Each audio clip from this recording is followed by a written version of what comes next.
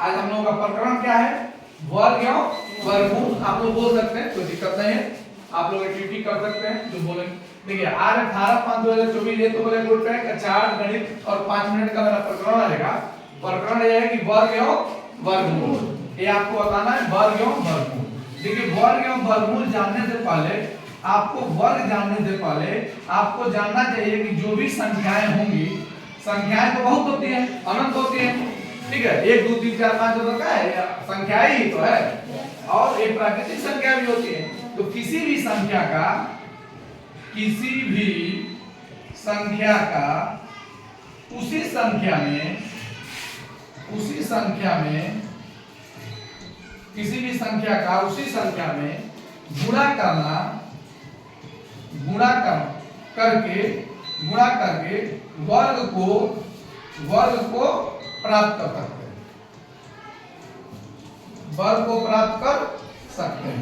ध्यान दीजिएगा, हमको वर्ग समझने के लिए भाई कोई भी संख्याएं तो बहुत होती हैं, अनंत होती है। क्यों? कि संख्या फिक्स होती है। कोई कहेगा 1 तो कोई कहेगा 2, कोई कहेगा 3 तो कोई कहेगा 4, कोई कहेगा 5 तो कोई कहेगा 10, कोई कहेगा 50, कोई कहेगा 1000। तो संख्याएं तो अनंत हो गई ना, ठीक है। अंकों से मिलकर संख्याएं बनती हैं, सबको पता है। ये संख्याएं जो है अनंत होती हैं। किसी भी संख्या, किसी भी अंक का आपस में यदि हम गुणा करें, ठीक है, जैसे हम 5 गुणे 5 करें तो क्या मिलेगा? 25, और 6 गुणे 6 करें तो क्या मिलेगा? 36। किसी भी संख्या का आपस में गुणा करने से वो क्या मिलता है? वर्ग मिलता है। यदि हम कोई भी आकृति लें और 2 सेंटीमीटर की हम भुजा लें और इसको जो है 1-1 सेंटीमीटर कॉम्पाउंड, 1 सेंटीमीटर है, 1 सेंटीमीटर है, एक हुआ ना। तो 1 सेंटीमीटर 2 सेंटीमीटर भुजा है उसकी, तो यहाँ से यहाँ कितना हो गया? 2 सेंटीमीटर। यहाँ से यहाँ 2 सेंटीमीटर, यहाँ से यहाँ 2 सेंटीमीटर। अब बताइए 1-1 मिलकर के 2 ये हो गया और 1-1 मिलकर के 2 ये हो गया। तो हम इसको जब जोड़ते हैं, यह गुणे वह, यानी यह गुणे 1 इसका क्षेत्रफल, यह गुणे यह इसका क्षेत्रफल, इसका क्षेत्रफल और इसका क्षेत्रफल, सबको जोड़ेंगे तो क्या मिलेगा? 4 सेंटीमीटर। तो यानी हम कह सकते हैं कि कोई भी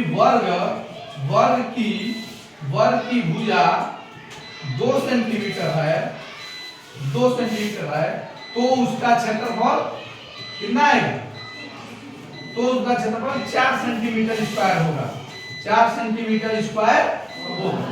तो हम कह सकते हैं 2 गुणे 2 बराबर 4, यानी हम कह सकते हैं वर्ग का क्षेत्रफल बराबर भुजा गुणे भुजा। कह सकते हैं नहीं? तो भुजा कितनी है? 2 गुणे 2 बराबर 4 सेंटीमीटर स्क्वायर।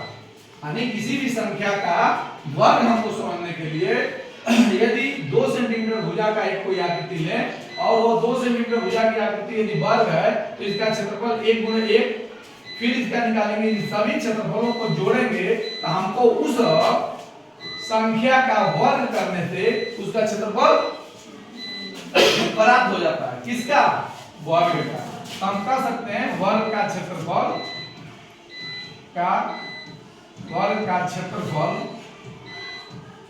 बराबर भुजा गुणे भुजा, ठीक है।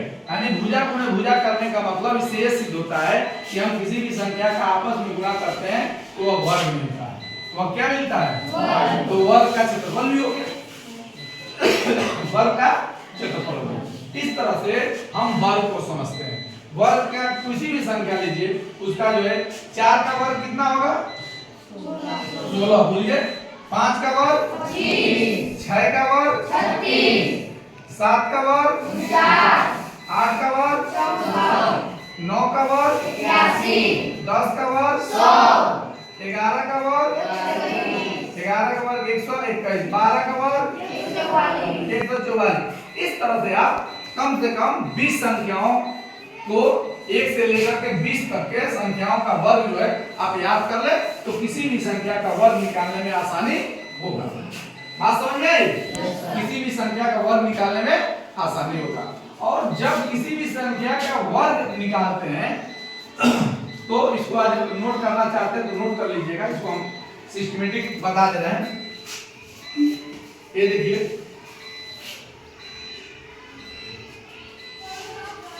इस सिस्टमेटिक में आप देखिए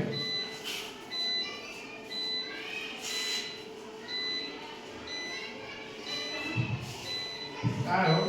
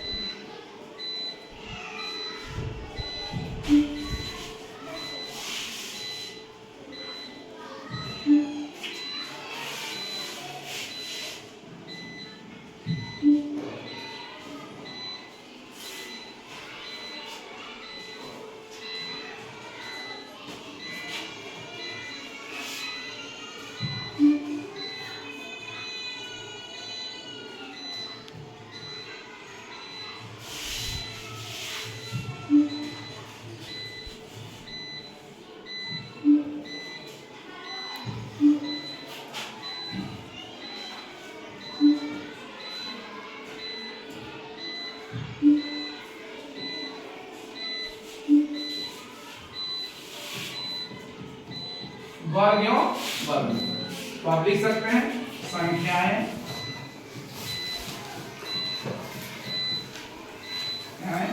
वर्ग, ऐसा लिख सकते हैं।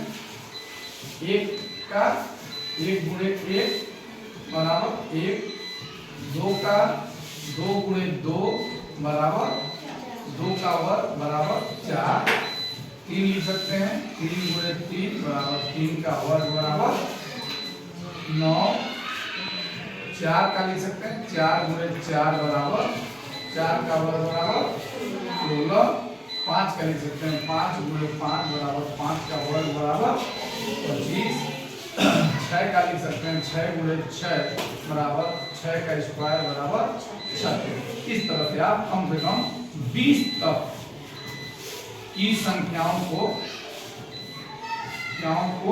लिखिएगा। ठीक है, 20 तक की संख्याओं को लिखिएगा।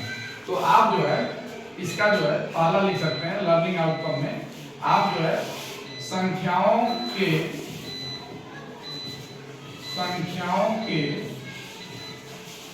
को बता लेते हैं, और दूसरा हो जाएगा संख्याओं के वर्गों को बता लेते हैं। इतना तो ठीक है ना? आप संख्याओं को बता लेते हैं और संख्या के वर्गों को भी बता लेते हैं, कोई दिक्कत नहीं। तो ये है आपको किसी भी संख्या का वर्ग कैसे निकालते हैं। वर्गमूल जो है अगले क्लास में मैं बताऊंगा वर्गमूल, लेकिन थोड़ा सा हिंट समझ लीजिए। हिंट में जिस वर्गमूल का मतलब होता है आप जिस संख्या का वर्ग निकालते हैं वही उस संख्या का वर्गमूल। वर्गमूल में सबसे अच्छी चीज है आप वर्गमूल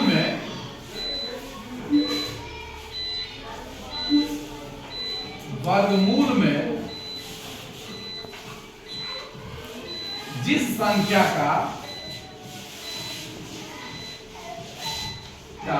आप वर्ग करते हैं वही संख्या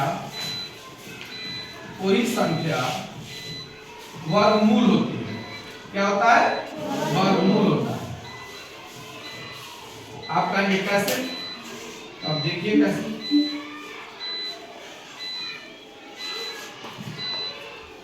जैसे मान लीजिए वर्गमूल को आप जो है वर्गमूल को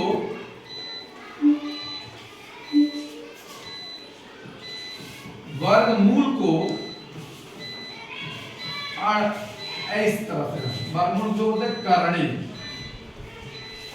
करणी से प्रदर्शित प्रदर्शित करते हैं कि नहीं?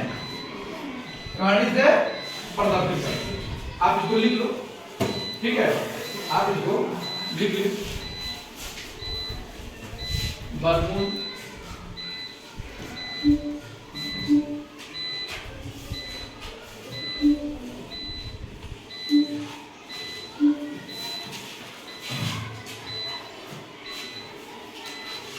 आप लिख लीजिए।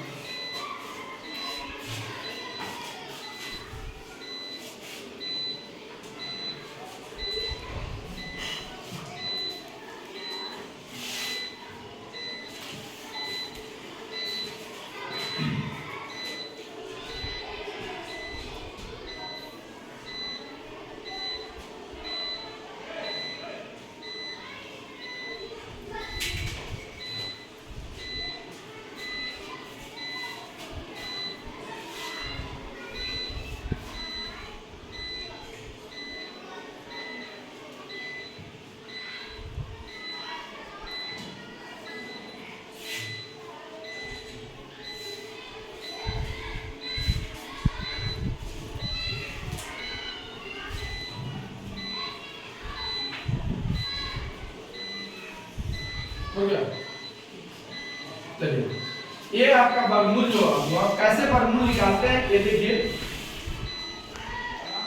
जैसे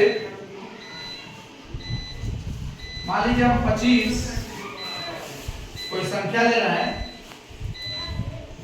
25 का वर्गमूल निकालना है। वर्गमूल निकालने के लिए क्या करेंगे? कड़ी में 25 लिखेंगे, कोई दिक्कत नहीं सर। आप चाहे तो डायरेक्ट इसका वर्गमूल बता सकते हैं। ये किस संख्या का वर्ग है? यह किस संख्या का वर्ग है बताइए? यह 5 का वर्ग 25 है, इसलिए इसका वर्गमूल क्या होगा? 5। लेकिन ध्यान रखिएगा, वर्गमूल जो है हमेशा प्लस और माइनस होता है, लेकिन हम जो है धनात्मक मान को लेते हैं।